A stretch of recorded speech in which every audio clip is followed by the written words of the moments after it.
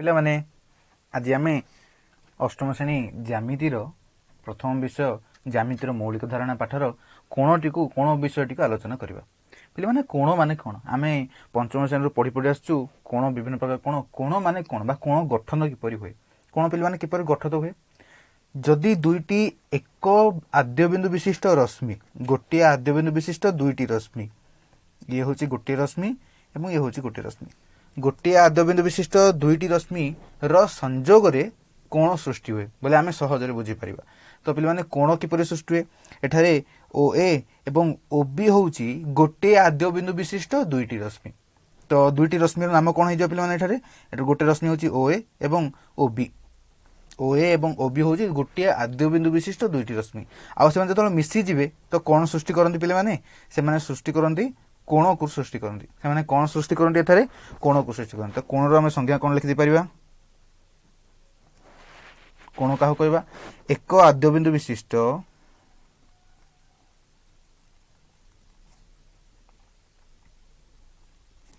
ଦୁଇଟି ନୈକରେଖୀ ରଶ୍ମି। ପିଲାମାନେ ନୈକରେଖୀ କାହିଁ କହିଲି? ଏକ ଆଦ୍ୟବିନ୍ଦୁ ବିଶିଷ୍ଟ ଦୁଇଟି ନୈକରେଖୀ ରଶ୍ମି। ତ ପିଲାମାନେ ଏଠାରେ ମୁଁ ନୈକରେଖୀ କାହିଁ କହିଲି? ନୈକରେଖୀ କ'ଣ ପାଇଁ ହେବ? ଦେଖ, ଏକରେଖୀ ରଶ୍ମି ଯଦି ହେଇଯିବେ ସେମାନେ ଆଉ କୋଣ ସୃଷ୍ଟି କରିବେ ନାହିଁ। ଯଦି ଏମିତି ଏକରେଖୀ ରଶ୍ମି ହେଇଯିବେ ସେମାନେ ଆଉ କୋଣ ସୃଷ୍ଟି କରିବେ ନାହିଁ। ଦେଖ, ଦୁଇଟି ଏକରେଖୀ ରଶ୍ମି ଯଦି ହେଇଯିବେ ସେମାନେ କ'ଣ ହେଇଯିବେ? ଓ ଏ ଏବଂ ସେହି ଉପରେ ହିଁ ଅଛି ଆଉ ଗୋଟେ ରଶ୍ମି ଓ ବି। ତ ପିଲାମାନେ ଏମାନେ କୋଣ ସୃଷ୍ଟି କରିବେ ନାହିଁ, ବା ଏମାନେ ଯେଉଁ କୋଣ ସୃଷ୍ଟି କରନ୍ତି ତାକୁ 0 ଡିଗ୍ରୀ କୋଣ ବୋଲି କୁହାଯାଏ ବା ଶୂନ୍ୟ କୋଣ କୁହାଯାଏ। ତ ଆମର ଆଲୋଚନାରେ ସେହି କୋଣ ନାହିଁ। ଆମର ଆଲୋଚନାରେ ଯେଉଁ କୋଣ ଅଛି ତାକୁ ବା ଆମ ଆଲୋଚନାରେ ଆମେ କ'ଣ କହିପାରିବା? କୋଣର ସୃଷ୍ଟି କିପରି? ଏକ ଆଦ୍ୟବିନ୍ଦୁ ବିଶିଷ୍ଟ ଦୁଇଟି ନୈକରେଖୀ ରଶ୍ମିର ସଂଯୋଗରେ କୋଣର ସୃଷ୍ଟି। ତ ଏକ ଆଦ୍ୟବିନ୍ଦୁ ବିଶିଷ୍ଟ ଦୁଇଟି ନୈକରେଖୀ ରଶ୍ମି, ଯଦି ଆମେ ଦେଖିବା ଏଠି ଏକ ଆଦ୍ୟବିନ୍ଦୁ ବିଶିଷ୍ଟ ହେଉଛି ଏଠି ଓ ଆଉ ଓ ଏ ଓ ବି ମିଶିକି କ'ଣ ତିଆରି ହେଲା ପିଲାମାନେ? ଆମର ଏଙ୍ଗେଲ ଏ ଓ ବି ତିଆରି ହେଲା। ଆଉ ଏ କୋଣର ନାମ ପିଲାମାନେ କେମିତି ଲେଖାଯାଏ ଜାଣିଛ? ଲେଖାଯାଏ କ'ଣ? ଏ ଓ ବି କୋଣ ବୋଲି ଲେଖାଯାଏ, ବା ଆକୁ ସାଙ୍କେତିକ ଭାଷାରେ କେମିତି ଲେଖାଯାଏ? ଏଙ୍ଗେଲ ଏ ଓ ବି। ଏମିତି ଗୋଟେ ଏଙ୍ଗେଲ, ଏଇ ଚିହ୍ନକୁ କୁହାଯାଏ ଏଙ୍ଗେଲ ଚିହ୍ନ। ଆକୁ କ'ଣ କୁହାଯାଏ ପିଲାମାନେ? ଏଙ୍ଗେଲ ଚିହ୍ନ। ଆଉ ଦର୍ଶାଯାଇଛି କ'ଣ? ଏଙ୍ଗେଲ ଏ ଓ ବି ହେଉଛି ଗୋଟେ କୋଣର ନାମ। ଏଙ୍ଗେଲ ଏ ଓ ବି ହେଉଛି ଗୋଟେ କୋଣର ନାମ। ଆମେ କୋଣର ଅନ୍ୟ ଏକ ସଂଜ୍ଞା ମଧ୍ୟ ଦେଖିପାରିବା ଯେଉଁଟା ଆମେ ବହିରେ ଦେଇଥାଉଛି, ଯେଉଁଟା ବହିରେ ଦେଇଛି। ତ କୋଣ ମାନେ କ'ଣ ପିଲାମାନେ କହିଛି ବହିରେ? ଏ ବି ସି ଗୋଟିଏ ସମତଳରେ ତିନୋଟି ପୃଥକ ବିନ୍ଦୁ। ଏ ବି ସି ଏକ ସମତଳରେ ଥିବା ତିନୋଟି ପୃଥକ ନୈକରେଖୀ ବିନ୍ଦୁ ବା ଅଣସରଳରୈଖିକ ବିନ୍ଦୁ। ନୈକରେଖୀ ବିନ୍ଦୁ ହେଲେ ଏବିସି ଏକ ସମତଳରେ ଅବସ୍ଥିତ ତିନୋଟି ନୈକରେଖୀ ବିନ୍ଦୁ ହେଲେ ଆମେ ଯେକୌଣସି ଗୋଟିକୁ ନେଇଯିବା ବି ଏ ରଶ୍ମି ଓ ବି ସି ରଶ୍ମିର ସଂଯୋଗରେ, ବି ଏ ରଶ୍ମି ଓ ବି ସି ରଶ୍ମିର ସଂଯୋଗରେ ପିଲାମାନେ ଆମର କୋଣ ସୃଷ୍ଟି। କେଉଁ କୋଣ ସୃଷ୍ଟି ହେବ? ବି ଏ ଓ ବି ସି ରଶ୍ମିର ସଂଯୋଗରେ। ତ ସଂଯୋଗରେ ଏଙ୍ଗେଲ ଏ ବି ସି ସୃଷ୍ଟି। ବି ଏ ରଶ୍ମି ଓ ବି ସି ରଶ୍ମିର ସଂଯୋଗରେ ପିଲାମାନେ ଆମକୁ କ'ଣ ସୃଷ୍ଟି? ଏଙ୍ଗେଲ ଏ ବି ସି ସୃଷ୍ଟି, ବା ଆମେ କହିପାରିବା ସଂଯୋଗରେ କୋଣ ସୃଷ୍ଟି। କ'ଣ ସୃଷ୍ଟି? କୋଣର ସୃଷ୍ଟି। ତ ପିଲାମାନେ ଏଠାରେ କ'ଣ ଦେଇଛି ଟିକେ ବୁଝିଦେବା। ତ ଇଏ କହିଛି କ'ଣ? ତିନୋଟି ନୈକରେଖୀ ବିନ୍ଦୁ ଏ ବି ସି ଯଦି ହେବେ, ତ ତିନୋଟି ପୃଥକ ନୈକରେଖୀ ବିନ୍ଦୁ ହେଲେ ବି ଏ ଓ ବି ସି ର ସଂଯୋଗରେ, ଦେଖ ପିଲାମାନେ ବି ଏ ରଶ୍ମି ଓ ବି ସି ରଶ୍ମିର ସଂଯୋଗରେ କ'ଣ ସୃଷ୍ଟି ହେଲା? ଆମର ଏଙ୍ଗେଲ ଏ ବି ସି ସୃଷ୍ଟି ହେଲା, ବା ଗୋଟେ କୋଣ ସୃଷ୍ଟି ହେଲା। ତ ପିଲାମାନେ କୋଣର ନାମକରଣ ତମେ ଜାଣିଲ। କୋଣର ନାମକରଣ କିପରି କରାଯାଏ ପିଲାମାନେ? ଏଇ କୋଣର ନାମକରଣ କିପରି କରାଯାଏ? ଯେକୌଣସି ଗୋଟେ କୋଣ ଦେଖିବା ଆଉ ଗୋଟେ କୋଣ କରିଦେବା। ଏଠାରେ ଦେଖ ପିଲାମାନେ ଦୁଇଟି ଗୋଟିଏ ଆଦ୍ୟବିନ୍ଦୁ ବିଶିଷ୍ଟ ରଶ୍ମି ତିଆରି ହେଇଛି। ଦୁଇଟି ରଶ୍ମି ଗୋଟିଏ ଆଦ୍ୟବିନ୍ଦୁ ବିଶିଷ୍ଟ। ଆକୁ ନାଁ ଦେଇଦେବା ଏ, ଇଏ ହେଉଛି ବି, ଇଏ ହେଉଛି ସି। ତ ଏଠାରେ ପିଲାମାନେ କୋଣର ନାମକରଣଟି କ'ଣ ହେବ? ଏଙ୍ଗେଲ। ଆମେ ସଦାବେଳେ ନାମ ଲେଖିଲା ବେଳେ ଧ୍ୟାନ ଦେବା ଯୋଉଟା ହେଉଛି କୋଣର ଶୀର୍ଷ ବିନ୍ଦୁ। ପିଲାମାନେ କୋଣର ଶୀର୍ଷ ବିନ୍ଦୁ କୋଉଟା? ଏଇଠି ଏଇ କୋଣ এই কোণর শীর্ষবিন্দু বা যেটা আদ্যবিন্দু দুইটি রশ্মির আদ্যবিন্দুকে সেই কোণর শীর্ষবিন্দু কুহযাଏ। তো পিলাମାନେ এই কোণর শীর্ষবিন্দু কি? এই কোণর শীর্ষবিন্দু হচ্ছে এ। তো ଯୋଉଟା ଆମର ଶୀର୍ଷବିନ୍ଦୁ ହେଇଥିବ କୋଣର ନାମ ଲେଖିଲା ବେଳେ ତାକୁ ମଝିରେ ରଖାଯାଏ। ତ ଆମେ କୋଣର ନାମ କେମିତି ଲେଖିପାରିବା? BAC ଲେଖିଦେଇପାରିବା କିମ୍ବା ଏଙ୍ଗେଲ CAB ଲେଖିଦେଇପାରିବା। ଦେଖ ଦୁଇଟି ଯାକ କ୍ଷେତ୍ରରେ ଏଟା ମଝିରେ ରହୁଛି ନା, ତ ଦୁଇଟି ଯାକ ନାମ ଏଇ କୋଣକୁ ହିଁ ସୂଚାଏ। ଏଙ୍ଗେଲ BAC କହିପାରିବା କିମ୍ବା ଏଙ୍ଗେଲ CAB କହିପାରିବା। ଏବଂ ଦେଖିବା କ'ଣ ଶୀର୍ଷବିନ୍ଦୁଟି ଯେମିତି କ'ଣ ରହୁଥିବ ମଝିରେ ରହୁଥିବ। ପିଲାମାନେ ଏଇ କୋଣ ବିଷୟରେ ଜାଣିବା। ଏଠାରେ O ହେଉଛି କ'ଣ? O ହେଉଛି ଶୀର୍ଷବିନ୍ଦୁ। ଓ ହେଉଛି ପିଲାମାନେ କ'ଣ ଏଠାରେ? ଓ ହେଉଛି ଶୀର୍ଷବିନ୍ଦୁ। ଏବଂ ପିଲାମାନେ ଏଇ କୋଣର ଦୁଇଟି ବାହୁ ଅଛି। କ'ଣ କ'ଣ ବାହୁ? ଦେଖ କୋଣ ଯେମିତି ତିଆରି କ'ଣ ଦୁଇଟି ରଶ୍ମିକୁ ନେଇକି ତିଆରି। ଏଇ ଦୁଇଟି ରଶ୍ମି ହେଉଛି ଏଇ କୋଣର ଦୁଇଟି ବାହୁ। ତ ଏଇ କୋଣର ଦୁଇଟି ବାହୁ କ'ଣ କୁହାଯାଏ? AB ରଶ୍ମି ଓ AC ରଶ୍ମି ଦୁଇଟି ବାହୁ। କାହାର ପିଲାମାନେ ଦୁଇଟି ବାହୁ? ଏଇ କୋଣର AB ରଶ୍ମି ଓ AC ରଶ୍ମି ହେଉଛି ଦୁଇଟି ବାହୁ। ତ ପିଲାମାନେ ଆମେ ଏ କୋଣକୁ ଯଦି ସେଟ୍ ଭାଷାରେ ଲେଖିବା ତ କିପରି ଲେଖିବା? ଏପରି ଲେଖିଲେ ହେବ କି? ଦେଖ ତ angle BAC is equal to ଏଇ କୋଣଟି ଇଜ ଇକ୍ୱାଲ ଟୁ AB ରଶ୍ମି ୟୁନିୟନ AC ରଶ୍ମି। ତ ପିଲାମାନେ ଏପରି ଲେଖିଲେ ମଧ୍ୟ ହେବ। ଏଇ କୋଣଟି କିପରି ସୃଷ୍ଟି ହେଇଛି? AB ରଶ୍ମି ଓ AC ରଶ୍ମିର ସଂଯୋଗରେ ସୃଷ୍ଟି ହେଇଛି। ସଂଯୋଗ ମାନେ କ'ଣ? ୟୁନିୟନ। ତ ସେଟ୍ ଭାଷାରେ ଯଦି ଲେଖିବା ଆକୁ ଏହିପରି ମଧ୍ୟ ଲେଖାଯାଇପାରେ। ବର୍ତ୍ତମାନ ପିଲାମାନେ ଆମେ ଜାଣିଲେ କ'ଣ କୋଣର ଯଦି ଗୋଟେ କୋଣ ଥିବ ତାର ଗୋଟେ ଶୀର୍ଷବିନ୍ଦୁ ଥିବ ଓ ଦୁଇଟି ବାହୁ ଥିବ। ଆଚ୍ଛା ଆମେ କେବଳ ନାଁରୁ ଗେସ୍ କରିପାରିବା ବା ନାଁରୁ କହିଦେଇପାରିବା କି ତାର ଦୁଇଟି ବାହୁର ନାମ କ'ଣ ହେବ? ଦେଖ ପିଲାମାନେ ମୁଁ ଗୋଟେ କୋଣ ଦେଖୁଛି PQR ଏଙ୍ଗେଲ PQR। ତ ପିଲାମାନେ ୟାର ଦେଖ ଦୁଇଟି ଆର ଶୀର୍ଷବିନ୍ଦୁ କିଏ ହେଇଥିବ? ଦେଖ ତ ଯୋଉଟା ମଝିରେ ଥିବ ସିଏ ହେଇଥିବ ଶୀର୍ଷବିନ୍ଦୁ। ଯୋଉଟା ମଝିରେ ଥିବ ସିଏ ହେଇଥିବ କ'ଣ ପିଲାମାନେ?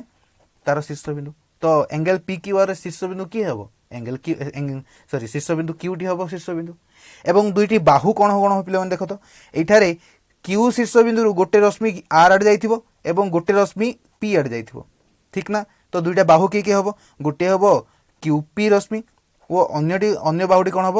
ଗୋଟେ ହେବ QR ରଶ୍ମି। ତ ଏଇ ଦୁଇଟି ହେବ ଦୁଇଟି ବାହୁ। ତ ପିଲାମାନେ ଯଦି ଆମେ ନାଁ ଦେଖିବା ତ ନାଁରୁ ଆମେ କହିଦେଇପାରିବା ସେଇ କୋଣର ଦୁଇଟି ବାହୁ କିଏ କିଏ ଏବଂ ଶୀର୍ଷବିନ୍ଦୁ କିଏ କିଏ। ତ ମୁଁ ଏ କୋଣ କେମିତି ଲେଖିଦେଇପାରିବି? ଏଙ୍ଗେଲ PQR ଯଦି ଆମେ କହିବା ସେଟ୍ ଭାଷାରେ ଲେଖିବା ତ କ'ଣ ଲେଖିବା ପିଲାମାନେ ଟିକେ ଭାବ? କ'ଣ ହେବ? Angle PQR is equal two QP Rashmi union QR Rashmi. Angle PQR is equal two angle PQR is equal two QP Rashmi union QR ରଶ୍ମି। ତ ପିଲାମାନେ ସେମିତି କିଛି ଆମର ଯଦି ରଶ୍ମି ଦେଇଥିବ ଆମେ କୋଣର ନାମ କହିପାରିବା? ଦେଖ ଯଦି କହିଥିବ ଦୁଇଟି ରଶ୍ମି ହେଉଛି ଗୋଟେ ହେଉଛି AB ରଶ୍ମି ଓ ଅନ୍ୟଟି ହେଉଛି AC ରଶ୍ମି। AB ରଶ୍ମି ଓ AC ରଶ୍ମି ମିଶିକି କୋଉ କୋଣ ତିଆରି ହେବେ? ଆଉ ସେ କହିଛି ଏଇ ଦୁଇଟା ରଶ୍ମି ନୈକ ରେଖୀ ହେଉଥିବେ ବା ଗୋଟିଏ ରେଖାରେ ରହୁନଥିବେ ବା ମିଶିକି ସରଳ ରେଖା ତିଆରି କରୁନଥିବେ। ତ ଯୋଉ କୋଣ ସୃଷ୍ଟି କରିବେ ସେଇ କୋଣର ନାମ କ'ଣ ହେବ ପିଲାମାନେ? ଦେଖ ଦୁଇଟି ଜାଗାରେ କ'ଣ ସମାନ ଅଛି ବା କୋଉ ଲେଟରଟି ସମାନ ଅଛି? A ସମାନ ଅଛି। ତା ଅର୍ଥ A ହେଇଥିବ କ'ଣ ଆମର? A ହେଇଥିବ ଶୀର୍ଷବିନ୍ଦୁ। ତ ଯୋଉ କୋଣ ତିଆରି ହେବ ସିଏ ମଝିରେ ରହିଯିବ କ'ଣ?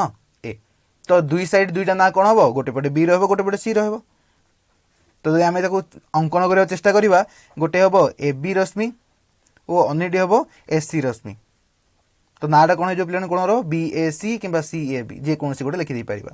ସେହିପରି ପିଲାମାନେ ଆମ ବହିର 12 ନମ୍ବର ପେଜ୍ରେ ବହୁତ ଗୁଡ଼ିଏ କୋଶ୍ଚିନ୍ ଦେଇଛି, ନିଜେ କରିବାକୁ ଚେଷ୍ଟା କର। ଯଦି କିଛି ଡାଉଟ୍ ହେଉଛି ତ ତଳେ ମୋର କମେଣ୍ଟ କରିପାରିବ। ପିଲାମାନେ ଆଉ କିଛି କୋଶ୍ଚିନ୍ ମଧ୍ୟ ଦେଖିବାକୁ ଚେଷ୍ଟା କରିବା। କୋଶ୍ଚିନ୍ ଦେଖିବା ଏଙ୍ଗେଲ MNO ରେ ଡ୍ୟାସ୍ ଶୀର୍ଷବିନ୍ଦୁ।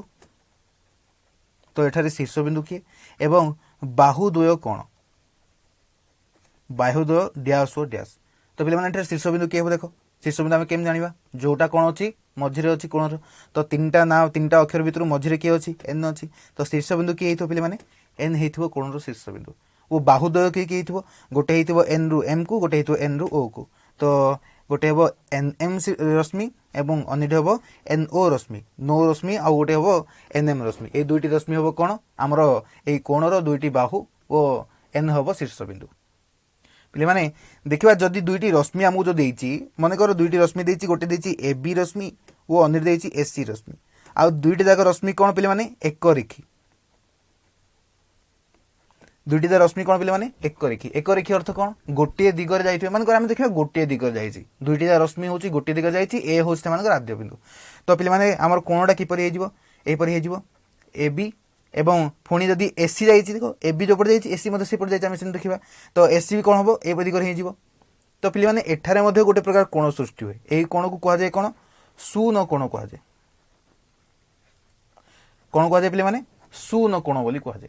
सेहीपरि पे जदि ए बी ओ एसी दुईटी विपरीत रश्मि हेबे तो ए हूँ आद्य बिंदु A B O Rashmi A B एपटे गला तार विपरीत रश्मि कौन पे पछपटे जीव तो एमती जीव तो यहाँ ना देदेबा ए बी ओ एसी पे देख एमाने गोटे कोण सृष्टि करती कौ कोण पे यही कोणटी को यही कोण कोण ना दिया जाए पे यही कोण को कहुए कौन सरल कोण। पे कोण ना कौन ये कोणर ना हूँ सरल कोण। तो सरल कोण क्या कहवा जो कोणर परिमाण हूँ 180 डिग्री तो पे यही कोणर परिमाण हूँ 180 डिग्री ये पूरा कोण हूँ के डिग्री पे 180 डिग्री जो कोणर परिमाण 180 डिग्री से कोण को कहुए पे कौन सरल कोण एवं जो कोणर परिमाण पे 0 डिग्री जो कोणर परिमाण 0 डिग्री ताकू कहुए कौन पे शून्य कोण बोली कहुए। तो यही सब जिनस जदि माने जमी भिडियो देखी देखी जाऊ सब खातार टिपि टिपि जाऊ किंतु माने तुमको सुविधा हम पर बाछवाई कि जानापी कौन तथ्य खोजिला बेले। तो पे बर्तमान देखा कोणर अंतर्देश और कोणर बहिर्देश। प्रथम देखा कोणर अंतर्देश।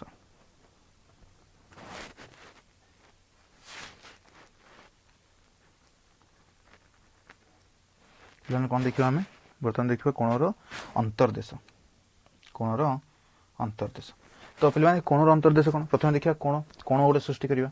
तो पे गोटे कोण मुझे सृष्टि कर जार ना देदेबा ए बी सी। तो ए बी हूँ शीर्ष बिंदु और सी पे देख एठारे कोणर दुईटी बाहु रहा कौन कौन दुईटा बाहु गोटे हूँ बी ए बाहु और गोटे हूँ बी सी बाहु। तो पे कोणर अंतर्देश कौन सी कहूँ कोणर यही कोणर दुई बाहु गोटे बी सी एवं गोटे बी ए यही दुई बाहुर तो कहला कौन ए बी बा बी ए बाहुर बा बी ए रश्मिर सी पार्श्व बिंदु गुड़िक।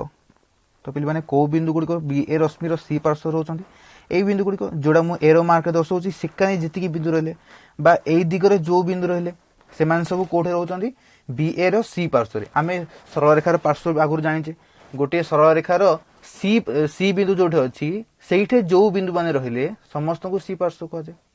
सेमती पे कहला कौन बी ए रश्मिर सी पार्श्व एवं बीसी रश्मिर ए पार्श्व। तो बीसी रश्मिर ए पार्श्व मान कौड़े बीसी रश्मिर जो पार्श्व ए बिंदु अच्छी से पार्श्व को बीसी रश्मिर ए पार्श्व कहुए। बी ए रश्मिर सी पार्श्व एवं बीसी रश्मिर ए पार्श्व बीसी रश्मिर ए पार्श्व को एमती चिन्ह दूसरी। तो बीसी रश्मिर ए पार्श्व क्यों बिंदु गुड़िक आसिले जो बिंदु गुड़िक कौन होती एमती ऊपर एरो मार्क रही जाती। तो यही बिंदु गुड़िक सब कौट रोचंती बीसी रश्मिर ए पार्श्व पे बुझीपार बी ए रश्मिर सी पार्श्व एवं बीसी रश्मिर ए पार्श्व रे साधारण भाव रही बिंदु मानू नहीं कोणर अंतर्देश गठित। साधारण भाव मान कौन कह पे देख उभय बी ए रश्मिर सी पार्श्व भी सही बिंदु थे एवं बीसी रश्मिर ए पार्श्व भी सही बिंदु थे। तो कौ बिंदु गुड़िक देख पे जो जगह साधारण छकी छकी होती देख ये जगह सब यही बिंदु गुड़िक बी ए रश्मिर सी पार्श्व अच्छा बीसी रश्मिर ए पार्श्व अच्छा कौ बिंदु गुड़िक पे बिंदु गुड़िक आउ एमानंकु नेकी ही सेही कोणर बा ए कोणर अंतर्देश गठित। तो कौन कहि परिबा कोणर अंतर्देश माने कौन बी ए रश्मिर सी पार्श्व बी ए रश्मिर सी पार्श्व एवं बीसी रश्मिर ए पार्श्व बी ए रश्मिर सी पार्श्व एवं बीसी रश्मिर ए पार्श्व रे साधारण भावे थिबा बिंदु गुड़ी को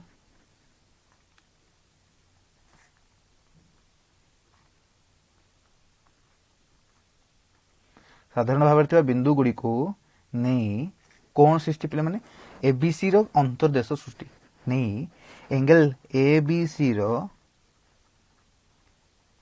अंतर्देश सृष्टि। तो पे माने एबीसी रो अंतर्देश बोले आम कौन कहि परिबा तो एठारे एबीसी रो अंतर्देश कौन बी ए रो सी पार्श्व एवं बीसी रो ए पार्श्व रे। तो पे माने मुझे कहि कोणर अंतर्देश केतिकी जाए तो आम कहबा केवल एतिकी जाए सीमित की गली।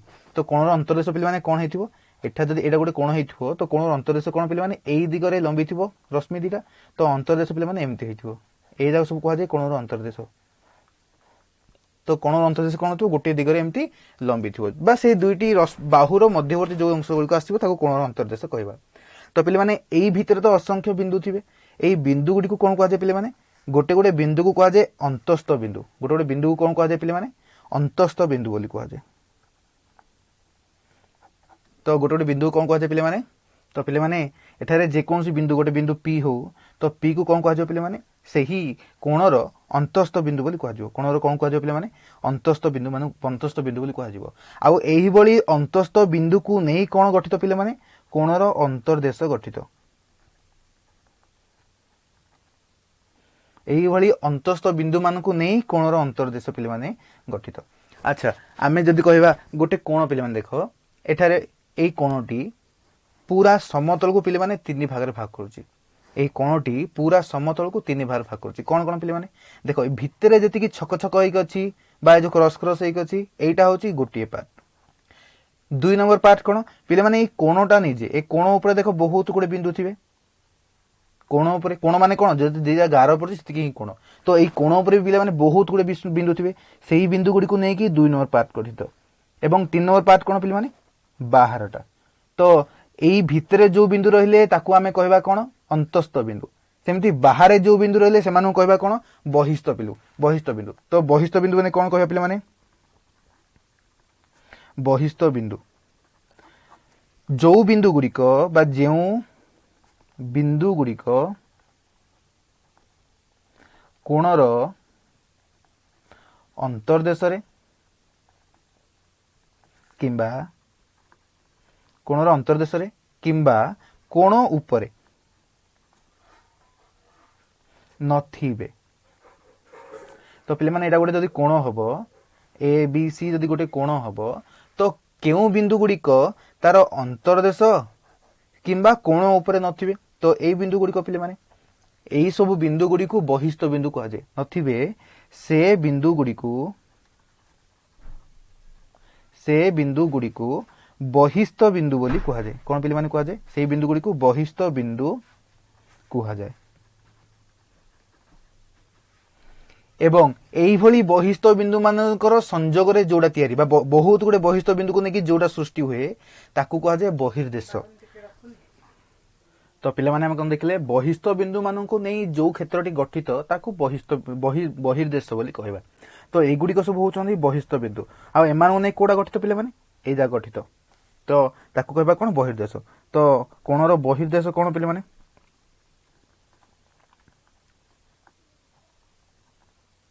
कोणर बहिर्देश बोले कोन कहबा बहिस्थ बिंदु को नै जेउ बा जहा गठित बहिस्थ बिंदु को नै जहा गठित ताहा को बहिर्देश बोली कहा जाए ताहाकू बहिर्देश बोली कहा जाए बा बहिर्देश कहा जाए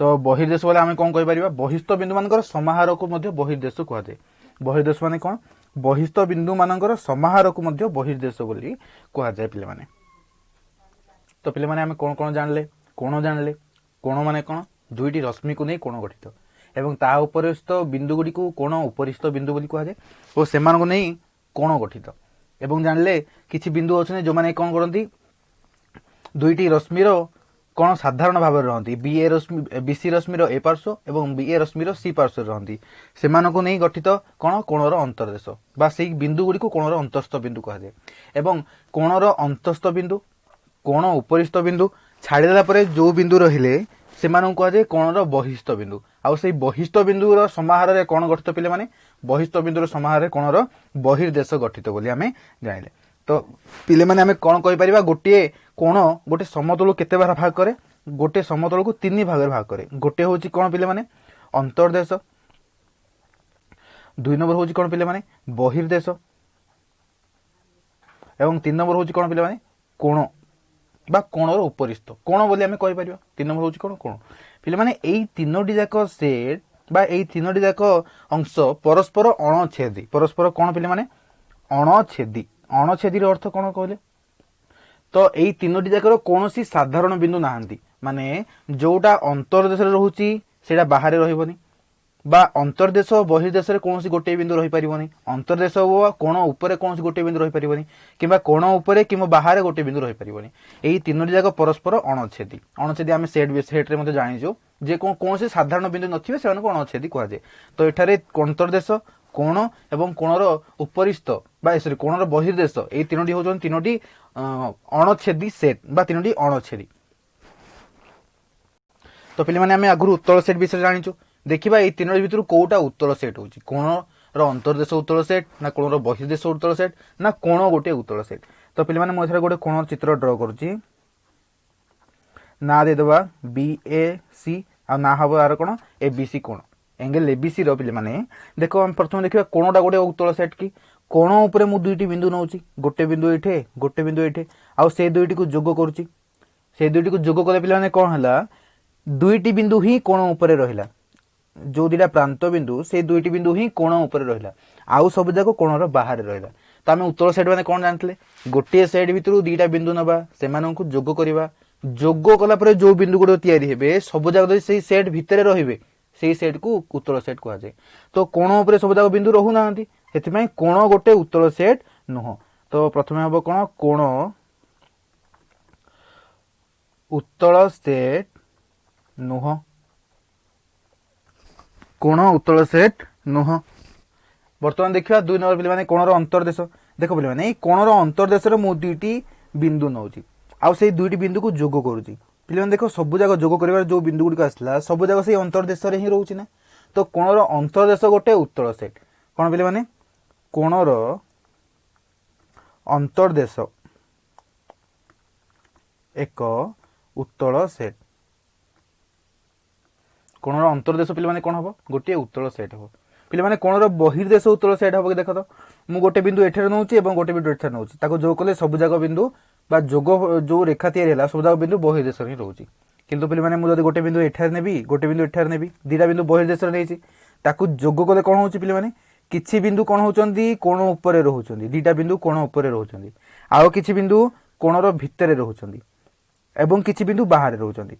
तो सब जाक बिंदु बहिस्तरे रहू नाहंती तेणु कोणर बहिस्थ बा बहिर्देश गोटे उत्तल सेट हेबो नाही कोणर बहिर्देश एक उत्तल सेट नुह बहिर्देश एक उत्तल सेट नुह। तो पिले माने बहिर्देश गोटे उत्तल सेट हेबो नाही। तो पिले माने आमे आति कोन जानले कोण कोणर अंतर्देश बहिर्देश एवं कोण उपरिस्थ विषय जानिले एवं पिले माने किछि बिंदु नबा देखिबा सेई गुडी को कोठी केमती रहउछनी कहि परिबा ना नाही। वर्तमान पिले माने आमे एठारे गोटे कोण नबा ओ बहुत गोटे बिंदु को सेठी नामित करिबा पिले माने हमर कोण ना कोन बी गोटे बिंदु एठी अछि ए गोटे बिंदु एठी अछि सी आ बहुत गोटे नाम नामित करिबा। तो पिले माने एठारे गोटे बिंदु पी हो एठे क्यू हो आर हो ए ऊपर गोटे बिंदु एन हो ये गोटे एम हो ये एस हो एवं ए बिंदु टी हो। तो पिले माने देखिबा को बिंदु गुडी को कोणर उपरिस्थ। तो पिले माने देखो को बिंदु कोण ऊपर रहउचंदी आमे जदि कहबा एठारे को बिंदु कोण ऊपर रहउचंदी ए बिंदु बी बिंदु एन बिंदु ओ सी बिंदु ए बी एन ओ सी एई चारोटी बिंदु कोण ऊपर रहउचंदी। तो एमानू कह जाय कोन कोणर उपरिस्थ बिंदु कि पिले माने कोणर उपरिस्थ उपरिस्थ रे जिवे किए कोणर उपरिस्थ पिले माने कि जिवे कोणर उपरिस्थ हेबे कि ए बी एन ओ सी उपरिस्थ किए पिले माने ए बी एन एवं सी एई चारोटी बिंदु हेबे एठारे कोणर उपरिस्थ। तो पिले माने देखिबा कोणर अंतर्देश रे को बिंदु रहउचंदी देखो कोणर अंतर्देश माने कोन एई क्षेत्र जाक को बिंदु कोणर अंतर्देश रहउचंदी पी क्यू एवं आर एई तीनोटी बिंदु कोणर अंतर्देश रहउचंदी। तो अंतर्देश रे की रहउची पिले माने अंतर्देश रहउची पी क्यू एवं आर एई तीनोटी बिंदु कोणर अंतर्देश रे सेई बळी पिले माने बहिर्देश रे की रहउचंदी देख तो बहिर्देश रे की कहउचंदी बाहर।